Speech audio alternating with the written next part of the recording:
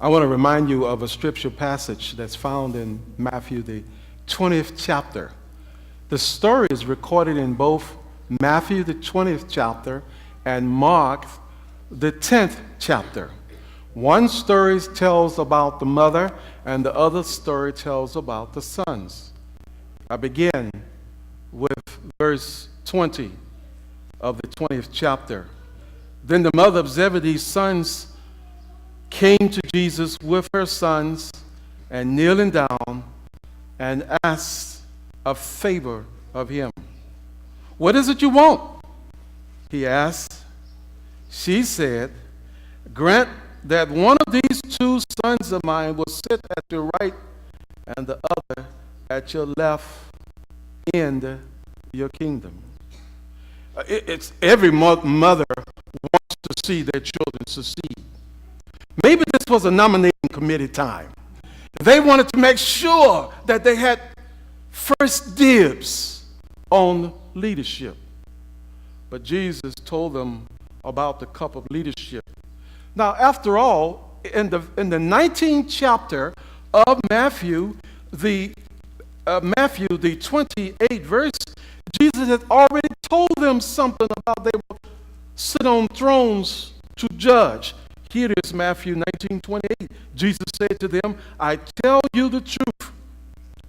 At the renewal of all things, when the Son of Man sits in his glories, you who follow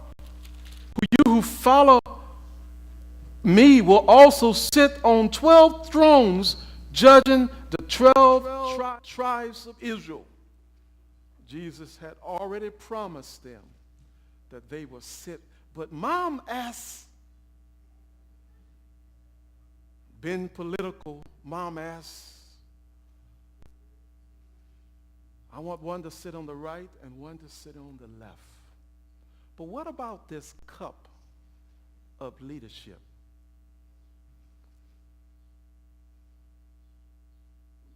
One on the right and one on the left.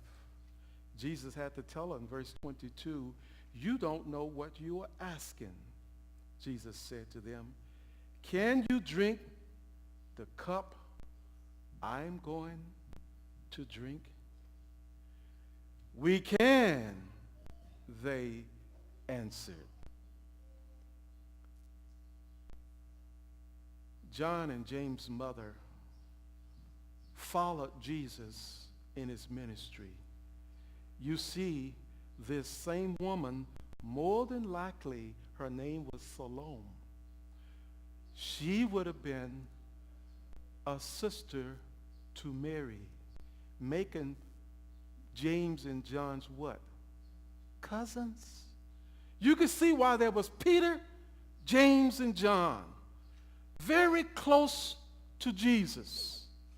It's a good thing that we want to be close to Jesus. It's a wonderful thing. But drink this cup. You remember when Jesus, before his crucifixion, he asked the question, "Lord, if you could take this cup from me." Many places in the Bible, the word cup was a code word, can you guess, for suffering. For those who vie for leadership and all of the offices in church, you're going to have a cup of suffering. Or you don't believe it? You will be the first one that will be criticized. Your patience will be tested. Your temper will be tested. You will have a cup of suffering. The text goes on. Jesus said to them, "You will indeed drink from my cup, but to sit at my right or to the left is not for me to grant. These places belong to those for whom they have been prepared by my Father." Jesus said, "It's not up to me, but it's what my Father decides." You see, God's kingdom, there would be no favoritism. There would be no politics. It's who we are, how faithful we are. The fact of the matter is, it won't be just leaders that will take the cup. When you take the cup today, let it be a symbol. Because didn't Jesus say that we're going to suffer for him? Didn't Jesus say that we're going to be maligned, we're going to be persecuted? Didn't he say all of that? The cup of suffering. James was the first disciple that was martyred. John lived a very long life, a life of suffering. Exiled to Patmos, dropped in all, persecuted of all sorts. The cup of leadership, the fact of the matter is that God calls us all to be leaders. Not one of us. Some of us will be working with things, and the others of us will be working with people. But God still calls us all to partake of that cup.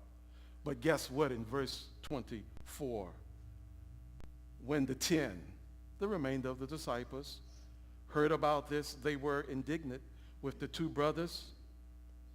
Jesus called them together and said, you know that the rulers of the Gentiles lord over them, and their high official exercise authority over them. Not so with the church of God. Instead, whoever wants to be great among you must be what? A servant. And whoever wants to be first must be a slave. Just as the Son of Man did not come to be served, but to serve, and he gave and to give his life as a ransom for many. That's what the cup of leadership is all about. Servanthood, suffering. A suffering leader. But we're going to do it for Jesus. And we don't mind suffering. Because it's said in the Bible, one place, for these light afflictions, it's going to be all worth it. We wouldn't have earned anything, but we are obedient and we love Jesus and we are willing to suffer for Jesus. I'm willing to suffer for Jesus. How about you?